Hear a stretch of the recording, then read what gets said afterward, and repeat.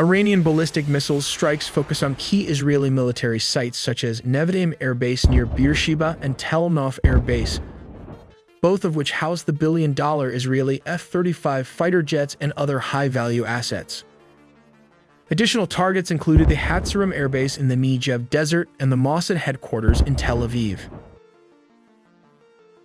This is the Fatah hypersonic missile and the Shahab-3, and we'll look into the details why the Arrow missile failed to intercept the Iranian glide vehicles, all in the video ahead. The U.S. traced the launch location to a valley south of the Iranian city of Shiraz. Iran has launched its largest ever attack on Israel, firing 180 ballistic missiles.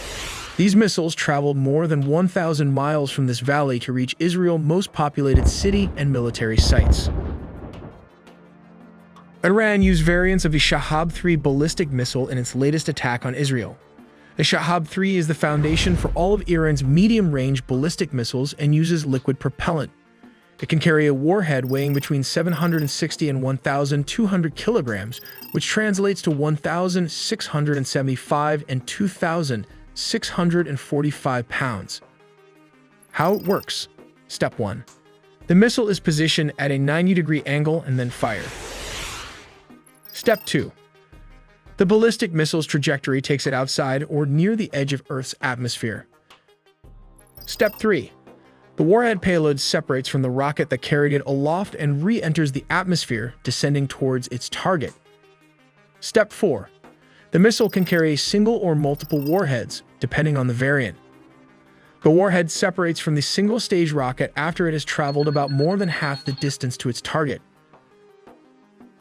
The most prolific Scud variants had a circular error probable of 300 to 450 meters.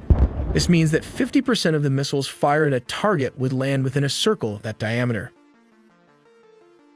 This is the Fatah 2, the successor to the Fatah 1. It was used for the first time and is one of Iran's advanced missile systems.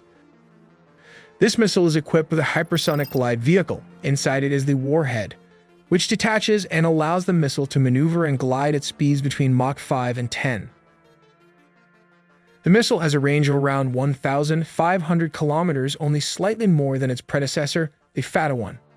What sets it apart from other ballistic missiles is its ability to accelerate outside the Earth's atmosphere, while its aerodynamic control surfaces enable steering to evade the famous Arrow missile's defense system made by Israel. But first, let's look at what is a hypersonic missile.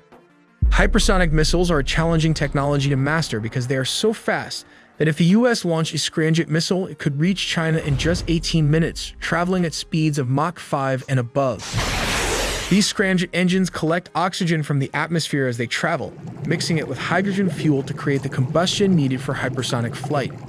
Meanwhile, glide hypersonic vehicles like the Chinese Dongfeng 17 became the first to integrate into production with conventional and nuclear warheads. They are also designed to target U.S. aircraft carriers, as they can change their trajectory mid-flight.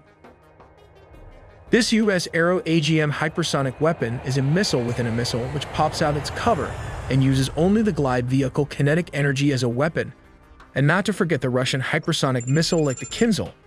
To qualify as a hypersonic missile, it must possess 3 key attributes: speed, maneuverability, and accuracy. Let's look at speed. As we all know, Mach 1 represents the speed of sound, which serves as our benchmark. To better understand this, let's make a few comparisons. Commercial airliners, for example, fly subsonically, just below Mach 1. In contrast, modern fighter jets can travel supersonically, reaching speeds of Mach 2 or 3. When we refer to hypersonic speeds, we're talking about anything Mach 5 and above. Space shuttles are an example of vehicles that travel hypersonically, often reaching speeds between Mach 20 and 24. But these can travel only for short distances at this speed. To sum it up, a hypersonic missile should cross Mach 25, which is around 19,000 miles per hour. But wait, that's not it. Hypersonic missiles should also have the capability of covering vast distances, such as from New York to Russia or from China to Texas and vice versa. Before we looked into how Fatah missiles managed to penetrate Israeli air defense, we have to understand how Arrow 3 missile works. The Arrow missile defense system consists of 3 basic parts: the missile launcher unit, the Green Pine radar antenna, and the Arrow missile. The missile launcher unit is composed of 6 erector launcher tubes, housing ready-to-fire missiles. Positioned at the rear of a two-axle trailer, each launcher, when fully loaded with 6 launch tubes carrying ready-to-fire missiles, weighs 35 tons. The Green Pine radar serves as the warning and fire control radar for the Arrow 3 anti-ballistic air defense missile system. It plays a crucial role in target detection and guidance. The Arrow operates as a 2-stage missile. Let's look inside this engineering technology. This is the solid propellant booster and sustainer rocket motors. At the rocket's peak sits the ignition chamber, triggering the combustion of the solid propellant when activated. This propellant isn't just any substance. It's a meticulously crafted blend of fuel and oxidizer poured into a casing and then cured. Encasing this blend is a protective shell called the motor case. At the core of the rocket lies the propellant burning zone. Here, the solid fuel and oxidizer react, producing incredibly high-temperature combustion gases, which helps to launch the rocket at incredible speed above the Earth's surface. Moving further to the front, the most important part of the missile is the kill vehicle, which can be divided into 3 basic parts. The second stage is the propulsion system with a thrust vectoring nozzle. Just above it is the warhead, a directed high-explosive fragmentation weighing 150 kilograms, which translates to 330 pounds. The third stage is the seeker, capable of pivoting itself to track its target. But what's the big deal about this long-range anti-ballistic missile system? Let's start with the propulsion system. The famous THAAD, Terminal High Altitude Area Defense, uses a divert attitude control thrusters. In comparison to the Arrow 3 kill vehicle, which utilizes a thrust vectoring nozzle with a solid fuel rocket, it has a shorter and more limited burn time. It has a few advantages, one of them being the ability to compensate for a lack of radar accuracy. When the radar sends the interceptor to an inaccurate target location, the Arrow 3 kill vehicle can adjust its trajectory. Since intercontinental ballistic missiles travel at very high speeds, the kill vehicle must change its trajectory based on newer, more accurate radar data from its seeker. A failure to fully divert the course to the new target would result in a failure to intercept. Now let's take a look how the Israeli defense system works. The Israeli defense system consists of 3 tiers. First up is the long-range Arrow missile defense system, which was designed specifically with Iranian missiles in mind. Each of these system rockets costs a few $1,000,000, and they can intercept missiles outside the Earth's atmosphere, resulting in enhanced protection. The second layer of defense is the so-called David Sling system, designed for taking out missiles and drones. Finally, the Iron Dome stops most short-range rocket attacks in Israel. Let's take a look at why the Iron Dome failed to intercept the Iranian ballistic missiles. Apart from discussing the multi-layered missile defense system, the Iron Dome itself has a range of around 40 miles, while the David Sling can intercept ballistic missiles up to a range of 180 miles. The top-tier Arrow anti-ballistic missile systems can target threats up to 1,500 miles away. According to reports, 180 ballistic missiles, which are possibly hypersonic as claimed by the Iranian Revolutionary Guard, were launched.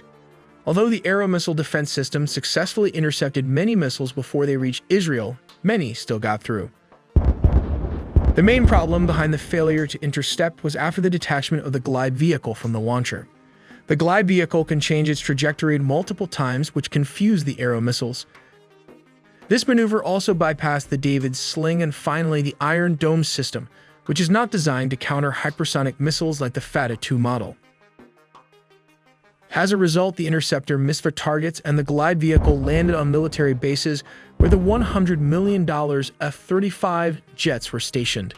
Let's examine the cost implications of a single day of missile attacks. Iran expended over $200 million by launching ballistic missiles along with drones, whereas the IDF spent $1 billion to defend itself. This includes the Arrow missile, which costs around $2.5 million. The David Sling costs around $1 million to produce, while the Iron Dome costs around $20,000 to $100,000 for a single missile, depending on inflation. By contrast, Iranian ballistic missiles cost around $200,000 each, and its drones only $20,000 to $50,000 each.